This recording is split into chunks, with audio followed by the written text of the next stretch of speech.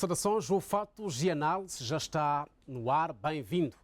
Hoje queremos olhar para a situação hidrológica do país, mas queremos também aproveitar esta oportunidade para percebermos, afinal de contas, como é que são geridas as barragens moçambicanas, as bacias hidrográficas. Estamos com Agostinho Vilanculos, que é o Diretor Nacional de Gestão de Recursos Hídricos, um órgão, portanto, do Ministério das Obras Públicas, Habitação e Recursos Hídricos. É uma das pessoas mais indicadas a nível nacional para tratar este tema que queremos abordar hoje. É uma pessoa bastante entendida na área de hidrologia, por isso mesmo o nosso convidado de hoje no Fatos e Análise. Uma vez mais, bem-vindo também, diretor Vilanculos. Antes de mais, queremos saber, as autoridades sul-africanas apareceram a dizer que a barragem de Senteco, embora continue com problemas estruturais, já não representa qualquer tipo de perigo para Moçambique. Do lado moçambicano, confirma-se esta informação? Saudações e também talvez começar por saudar o telespectador ali em casa e agradecer esta oportunidade. Em nome do Ministério das Obras Públicas, Habitação e Recursos Hídricos, é meu nome pessoal. E indo concretamente para esta questão que me coloca especificamente, nós não temos essa informação por parte sul-africana formalmente. A carta que nós recebemos, datada do dia 27, as autoridades sul-africanas são claras, a dizer que o risco ainda está lá. Só que, pronto, há trabalhos com vista a mitigar o efeito, porque, pronto, o que é que está acontecendo na barragem de Senteco? É uma barragem de terra, é uma barragem que dentro da legislação moçambicana nós consideramos grande barragem, porque em Moçambique as grandes barragens são aquelas que têm mais ou menos uma capacidade de 1 milhão de armazenamento, mas também com uma altura acima de 15 metros.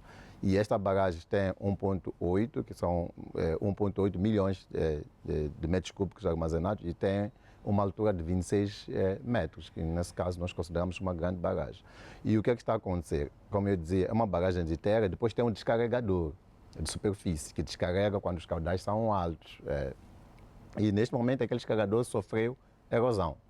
E o que é que os colegas estão a fazer, a contraparte sul-africana, e também enviamos as nossas equipas de especialistas em barragens em Moçambique, estão a criar um outro descarregador auxiliar, mais ou menos. Para quê? Para que a água, em vez de descarregar por este descarregador, que neste momento está extremamente estável, vai passar a descarregar por este descarregador auxiliar. Mas é um descarregador que ainda está sendo construído e depois com uma capacidade que não é das melhores para vazão. A nossa sorte, e neste momento, e nós podemos considerar isto, é que já não está chovendo na região sul, a chuva abrandou e a barragem está sendo descarregada usando este outro descarregador auxiliar. Mas numa situação extrema de chuva, este descarregador pode não ter capacidade suficiente para descarregar caudais suficiente para que não crie problemas na estrutura. O risco ainda está lá, porque ainda não se estancou este problema por completo, dependendo daquilo que é a situação hidrometeorológica. Agora, nós estamos a monitorar, temos os nossos locais de monitoria, temos uma estação a montante, no Rio Cocodilo, porque é onde está localizada esta barragem de Senteco, e depois temos a estação de Komatipote, que é mais ou menos cerca de 2 quilômetros de Ressano Gracia, e também temos Ressano Gracia, porque o local de risco para Moçambique é a jusante de Ressano Gracia. Estamos a falar de Moamba e Manhissa. E estamos, neste momento, a monitorar esses locais. Os caudais estão a fluir, são menores, estão na hora de 600 metros cúbicos por segundo. Não são caudais capazes de criar algum perigo, mas nós estamos atentos e queremos aqui apelar à população que é melhor continuar a acompanhar as nossas informações, ainda constitui algum perigo, mas neste momento está numa situação estável. Pois. Mas se a situação hidrometeorológica alterar esta barragem, não, melhor, porque ainda não foi estancado por completo o problema. Só está-se a usar medidas que possam mitigar neste momento, por quê? Porque está a apoiar esse descarregador a vazar. Mas, como eu disse, é uma barragem relativamente fácil de encher e depois, se encher, ela pode depois voltar a ter os mesmos problemas. E do nosso lado, internamente, nos próximos dias, qual é a informação que temos? Há ainda risco de transbordo de algum rio? Haverá alguma situação de cheias nos próximos dias que podem causar inundações? Neste momento, na região sul, estamos numa situação instável e também não temos previsão de chuvas de grande magnitude, mas ainda continuamos tem algumas bacias que estão em alerta. Estamos a falar, neste caso, a bacia do Maputo está em alerta, em Comate está em alerta, o próprio Lipompo ainda está em situação de alerta. Se calhar só para esclarecer esse conceito, nós chamamos de bacias de alertas. Quando é que se está numa situação de alerta? Estamos numa situação de alerta quando estamos numa eminência. Significa o quê? Significa que o rio está carregado no seu leito principal, mas qualquer precipitação adicional significativa, o rio começa a transbordar e galga as margens adjacentes, onde temos assentamentos humanos, temos agricultura e também pode impactar na transitabilidade rodoviária, destruindo as infraestruturas. Então, essas bacias ainda estão nessa situação. Sinal de que os volumes que estão a transportar são muito altos, é proibido fazer, por exemplo, a travessia a pé, né, tentativa de nadar, porque as velocidades são altas, as pessoas podem ser arrastadas. Na bacia do Save, também a bacia do Save está em alerta neste momento, está mais ou menos com cerca de 1 metro acima do nível de alerta, que é 5. Esta bacia neste momento está a criar inundações, sobretudo na vila do Mambone e também em Machanga, mas são cheias de magnitude moderada. Nós chamamos de cheias de magnitude moderada. Em Moçambique temos cerca de 3 níveis. Nós dividimos moderado, quando é acima do alerta mais 2 metros, depois moderado a alto, quando são acima de 2 metros, até 4 metros, e depois muito altos, risco muito alto, ou cheias de magnitude alta, quando o alerta é superado em mais de 4 metros. Esse cria, como é o caso, por exemplo, que estava acontecendo no Lipompo. O nível de alerta no Lipompo, por exemplo, em Choco, são 5 metros, e nós atingimos alturas quase de 10 metros, que é 5 metros acima daquilo que é o nível de alerta. E na região norte também está a chover. Aqui a nossa preocupação agora na região norte é uma baixa pressão que formou-se, tal qual como aconteceu na região sul, que está mais ou menos estacionário. É certo que pronto, transformou-se num ciclone que depois vai afetar o Madagascar e não muito a nossa região, mas também o centro de convergência intertropical desceu e está a criar chuvas na região norte. E neste momento temos a indicação de que a bacia do Megaruma superou o alerta, e normalmente quando esta bacia supera o alerta, cria questão de intransitabilidade entre Chiure, Mikufi, Chiure, Anquabe. E neste momento nós não apelamos aos automobilistas ao se fazer nestas vias. Por quê? Porque o rio Magaruma está carregado, está a transportar caudais altos e podem também serem arrastados, e nós não queremos uma situação de perdas de vidas humanas. Diretor Agostinho, Moçambique tem um sistema robusto, funcional, de aviso prévio e alerta precoce para a situação hidrológica? Sim. Eu quero deixar aqui um conceito que Moçambique está a avançar fortemente em direção a alcançar a resiliência dos desastres provocados pelo clima ou pelos desastres hidroclimatológicos. Ora, vejamos, só o recente exemplo, eu vou dar um exemplo recente, Sua Excelência o Presidente da República instalou uma sala de emergência. Isto é um forte recado. Está a nos dizer, em outras palavras, que eu estou atento aos trabalhos que vocês estão a fazer. Isto deixa grandes responsabilidades para nós, que somos instituições vocacionadas para este tipo de assuntos. Se nós formos a ver, nós em 2019 instalamos uma sala específica, nós chamamos de Unidade de Controle de Cheias Secas, especificamente só para tratar questões de cheias de seca. Esta é uma unidade que nós estamos a treinar jovens, equipados de tecnologias elevadas. Aliás, somos líderes na região em termos de previsão de cheias. O INAM sofisticou bastante a questão de previsão. O NGD tem uma sala de situação específica. Estamos a trabalhar em forma interinstitucional de uma maneira que é um exemplo único, se calhar, ao nível da região e ao nível da África. Nós aumentamos aquilo que é a nossa capacidade de antecedência. Antes fazíamos, por exemplo, com 2 dias, passamos para 3 dias, e nós estamos a fazer agora a previsão com 6 dias de antecedência, com um nível de acerto muito elevado. Se não formos a ver, por exemplo, as recentes cheias, nós começamos a emitir os avisos dia 9, e depois tivemos o Conselho Técnico no dia 9. No dia 12 voltamos a nos reunir e depois emitimos mais comunicado. Começamos com o processo de disseminação, começamos com sensibilização, até que chegamos, por exemplo, à retirada compulsiva no dia 14. Onde é que acha que está a falhar o processo? Como é que algumas pessoas já chegaram até a viajar e outras afirmem categoricamente que não receberam informação a tempo de que havia um risco de inundações? Eu penso que, pronto, as pessoas, em algum momento sempre, não sei, a sociedade moçambicana tem com outros hábitos que sempre tenta descredibilizar as instituições ou, pronto, o sistema, não sei se é questão de sistema político ou quê, não sei. Porque, repara só uma coisa, é engraçado.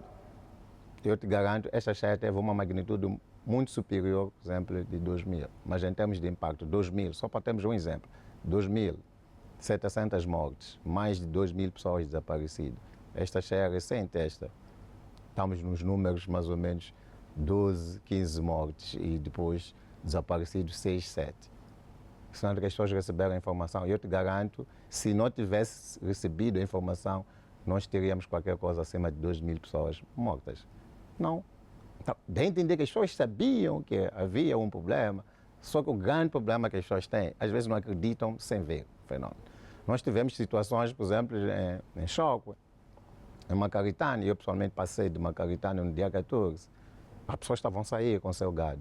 Mas outras pessoas estavam a dizer que não, isto não vai acontecer, pronto, a cheia de 2000 não atingiu, vou estar numa situação. E outras pessoas que têm casas convencionais acham, ok, nós vamos ficar em cima dos tetos. Não é porque não tinham informação. As pessoas tinham informação, mas se calhar não sabem o que fazer. Outras pessoas ignoram a informação, não acham que, pronto, que o trabalho que estamos a fazer e descredibilizam, não acreditam. E este aqui é o grande problema. Eu acho que a sociedade moçambicana precisa um pouco mais entender que existem instituições do Estado, do governo, que foram instaladas lá exatamente para cuidar da vida das pessoas, das pessoas. Esse é o nosso papel. Quando nós aparecemos, avisar, é preciso respeitar, porque, como eu disse, nós neste momento estamos equipados, estamos a trabalhar, estamos na era da tecnologia de satélites, estamos a usar a imagem de satélites, usamos sistemas de informação, estamos na era da inteligência artificial. Há uma série de tecnologias que nós usamos para poder acessar e com o tempo e podermos. Então as pessoas têm que acreditar com as informações que nós produzimos. Eu, pessoalmente, não concordo que as pessoas não tenham recebido. Agora, há um problema que pode existir, que nós estamos a trabalhar neste momento, são os guidelines para a gestão de cheia. Porque muitas vezes as pessoas recebem a informação e não sabem o que fazer. Este é o problema que estamos a identificar e achamos que temos que corrigir rapidamente. Por exemplo, podemos emitir um comunicado, retirar-se para as zonas seguras. Aqui eu vejo alguma pergunta, onde é que é a zona segura? Onde é que é a zona segura? E o que é que tem lá? Como é que eu chego lá? É certo que, pronto, os nossos colegas do NGD fizeram um trabalho de sensibilização, porque alguns sítios até são conhecidos. Só que quando é voluntário, as pessoas têm esse receio. Porque existe algum mapeamento de alguns locais identificados, como escolas, centros de saúde, alguns, depois, pronto, institutos, centros de formação, que são conhecidos como zonas que já foram identificadas em caso de emergência, a população tem que se retirar para lá. Mas muitas das vezes as pessoas, pronto, têm receio de ir para lá e pronto, é um processo, mas a sociedade tem que crescer, como eu disse, estamos a trabalhar nos guidelines, não só para a população, mas também para as autoridades locais, para lhes apoiar em caso de uma emergência. Quais são os passos que nós temos que dar? Repara, temos um fenômeno muito grande agora de perda de infraestruturas, sobretudo dos rodoviários. Por causa de quê? Porque muitas das vezes, quando nós emitimos os avisos, a população, ao nível local, devia se organizar para fazer o quê? Fazer limpeza dos aquedutos, as passagens hidráulicas, para que a água, quando chegue ali, não apanhe obstáculo. Porque a água, quando apanha obstáculo, qual é a tendência? Eleva o nível, depois começa a galgar, aí cria erosão e destrói. Este é um trabalho que temos que fazer e estamos a trabalhar nisso para completar o sistema da vida cheia que estamos trabalhando. É habitual que durante a época chuvosa haja cheias, transbordo de rios e inundações, e muitas vezes a população ouve falar de abertura de comportas nas barragens. E esta mesma população acaba acreditando que é uma ação deliberada de se abrir as comportas e agrava-se mais a situação nas zonas baixas, sobretudo. Quando é que se chega efetivamente a uma decisão de que uma barragem tem de ter as comportas abertas? Ok. É uma questão muito interessante. Primeiro, quero também deixar este pequeno apelo e também, se calhar, e é comum, normalmente, a população moçambicana pensar que é a África do Sul que abriu as comportas. Pronto, eu quero deixar claro que a África do Sul, a maior parte das barragens que a África do Sul tem aquilo que chamamos de descarregadores de superfície. Significa o que é descargador superior? Significa quando ela atinge aquilo que nós chamamos de NPA, que é o nível de pleno armazenamento, toda a água passa por cima, já não é controlável. No nosso caso, por exemplo, concreto, nós temos comportas, sim. Toda a barragem ela é desenhada para um objetivo específico. No primeiro desenho, depois é construído. Pequenos Libombo, objetivo número 1 é conservar água para abastecimento da população no tempo estiagem. Aliás, Moçambique é um país com clima tropical úmido e seco. Tem a maior parte do ano seco e curto espaço de 4, 5 meses que é úmido. O restante parte do ano, nós precisamos daquela água para quê? Para alocar a população, para beber, precisamos para gerar a economia e para a irrigação, por aí. Então, Cahora-Bassa, por exemplo, é para a produção de energia elétrica. Chicamba também é produção de energia elétrica. Coromana, irrigação, no Baixo Encomate, onde nós temos as companhias de açucareiro. Então, quando nós operamos a barragem, tem que respeitar o primeiro objetivo pelo qual. Segundo objetivo é exatamente esse de amortecer a onda de cheia. Então, o que é que nós fazemos? Nós colocamos as barragens a uma determinada cota e deixamos, se calhar, cerca de 20% ou 30%. Né? Vamos armazenar 70%. 30% é para amortecer a onda de cheia. Significa que o caudal, quando vem, enquanto é alto, eu vou amortecer 30% desse caudal. O restante eu tenho que tirar, porque já não tem espaço. Já não há capacidade de retenção e eu tenho que deixar passar. Então, é por isso que as comportas foram desenhadas. E depois, não como se não bastasse, tem um instrumento que chama de curva-guia. A curva-guia que está ligado à questão de segurança da barragem é que me guia. É como se fosse um semáforo.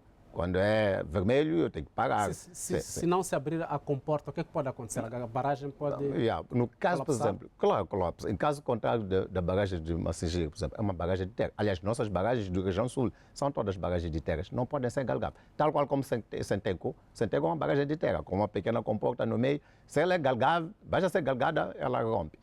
Imagina só o que pode acontecer. Massingiru armazena cerca de 2.800 milhões de metros cúbicos. Se Massingiru colapsa, eu te garanto que tem um impacto que até Maracuém, até os Guavas, cidade de Maputo, pode ficar em risco. É muita água que está armazenada naquela barragem, na barragem de Massingiru. Isto não pode, porque temos que salvaguardar primeiro a integridade física da própria infraestrutura, depois vidas humanas. Então, é quando nós começamos a abrir. No caso do Limpopo, nós estávamos a receber caudais acima de 15 mil metros cúbicos por segundo.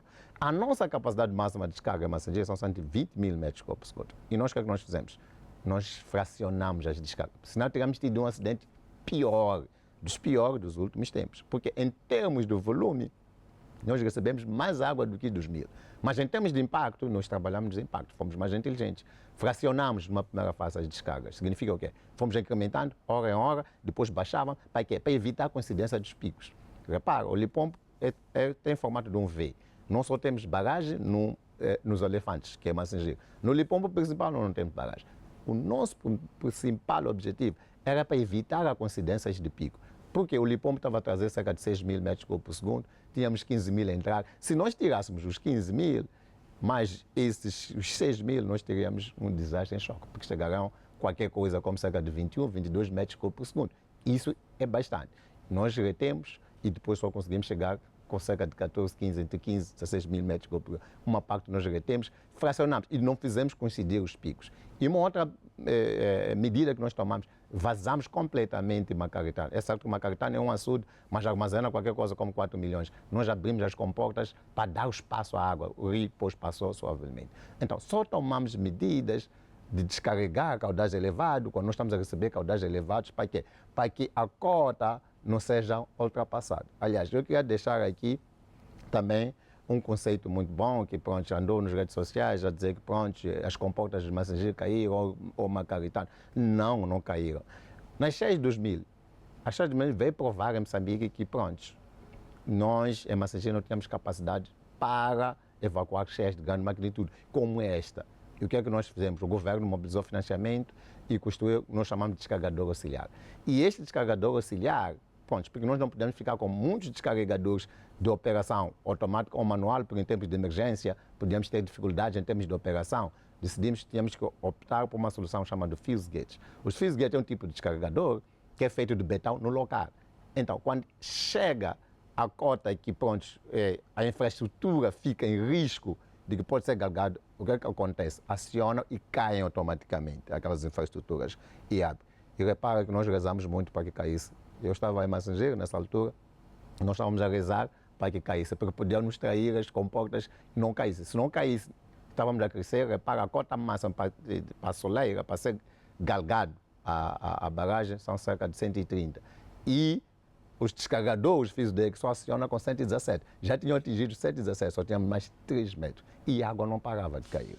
E isto foi influenciado, porque na África do Sul tem um açude também chamado Elgar, que esse açude também rompeu.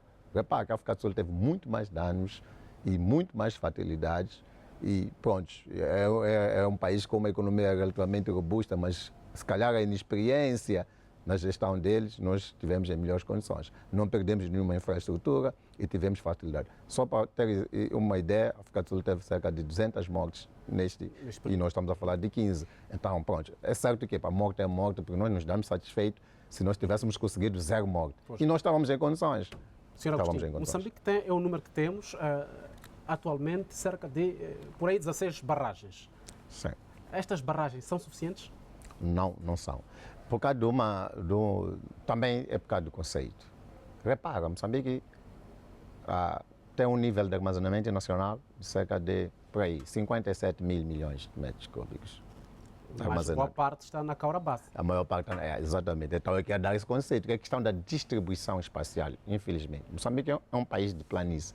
Tem poucos sítios que chamam de dam sites, ou sítios com características geológicas ou topográficas para a construção de barragens. Nós temos poucos. A África do Sul, por exemplo, a capacidade máxima em toda a África do Sul de armazenamento são cerca de 32 mil milhões de metros cúbicos. Tem menos em relação a nós. Mas a vantagem que ele tem é que todas as barragens dele estão muito bem distribuídas no tempo, no espaço, aliás. Estão muito bem distribuídas no espaço, porque tem uma topografia favorável, são montanhas na África do Sul, para quem conhece. Então, eles conseguem barrar e estão em série. Agora, o nosso grande problema é esse. Nós temos grandes barragens, mas estão localizadas em locais que não satisfazem aquilo que são os objetivos, muitas das vezes que nós procuramos. Repara, como eu estava a dizer, todas, na região sul, por exemplo, todas as barragens só estão num braço. Aliás, em todo Moçambique. Se nós formos a ver Pequenos Libombo, só está no Umbeluze. Mas tem Movene, que também podíamos ter uma barragem e regulava muito bem Boane, porque podíamos. Repara, quando damos cheia, outra água vem do Movene. Em Corumana, temos só no Sabe, também no Incomate, mas o Incomate principal não temos. É aqui que estamos a mobilizar financiamento para a construção da barragem de Momba Manjoca. Se nós vamos para o Lipombo, também ide. Só temos o Elefante, Mapai, estamos a mobilizar financiamento para ter. Se nós construímos essas barragens, as barragens ficam, nós podemos passar a operar eles em paralelo. É fácil fechar, abrir e controlamos mais as questões de cheias e podemos aqui eliminar pelo menos aquilo que é a metade em termos daquilo que é cheia. Porque as cheias também não podem ser eliminadas, fazem parte do ciclo da água. Isto tem que ficar claro para o moçambicano. Tem vantagens inúmeras, inúmeras vantagens. Trazem consigo, enriquecem os solos. E depois tem a questão também de lavagem dos solos, por causa da infiltração. Nós somos um país costeiro que o mar entra e muitas das vezes danifica os solos. E quando os cheias vem criar o equilíbrio e depois, pronto, os solos tornam-se produtivos. E não só, é paz, cheia normalmente atenua aquelas são tensões entre os países. Quando nós temos água em abundância, não temos concorrência. Aliás, um estudo que eu mesmo fiz para a cooperação hídrica na região austral, mostra que cerca de 60% dos conflitos por causa de água a nível mundial, por causa de escassez. Se nós formos a ver, por exemplo, questões do Rio Jordânia, estamos a falar do Rio Nilo, até aqui em Moçambique, questões que nós temos de vidas latentes em termos as nossas relações com os países, é muito mais por causa de escassez do que pelo excesso. E isto é que é o grande problema. Uhum. Disse uma coisa preocupante em relação a Massingira. É que se, por exemplo, uma barragem como Massingira colapsa, até a cidade de Maputo pode sofrer consequências. Mas o que acontece é que nesta última realidade, a barragem de Massingira chegou a escoar 14 mil metros cúbicos de água por aí. Isso não criou erosão? Será que ainda há segurança nesta barragem que já precisava de alguma reabilitação, diga-se? Sim. Nós sofremos alguns impactos, de facto. A bacia de dissipação de energia, quando nós fazemos as descargas, normalmente, o descargador auxiliar, especialmente, sofreu danos, uma erosão, e também o descargador de cheia a parte ajusante, tal qual como, por exemplo, o centeio, que nós estamos a dizer que está em risco, mas é diferente com o nosso caso, porque foi muito ajusante, e quando o centeio é exatamente ali na soleira da própria barragem, também sofreu danos por causa de energia, e à medida que íamos descarregando, isso foi criado. Mas estamos a trabalhar ao nível do governo, pronto, fazer os levantamentos preliminares, e dentro do âmbito da emergência já temos contabilizado, está-se a mobilizar financiamento para fazer reposição imediata para a reparação. Sofremos alguns danos. Macaritano também sofremos alguns danos. Pronto, é certo que pronto, é uma barragem ou é um açude que nós tínhamos aberto as comportas na totalidade, mas também sofreu um grande embate.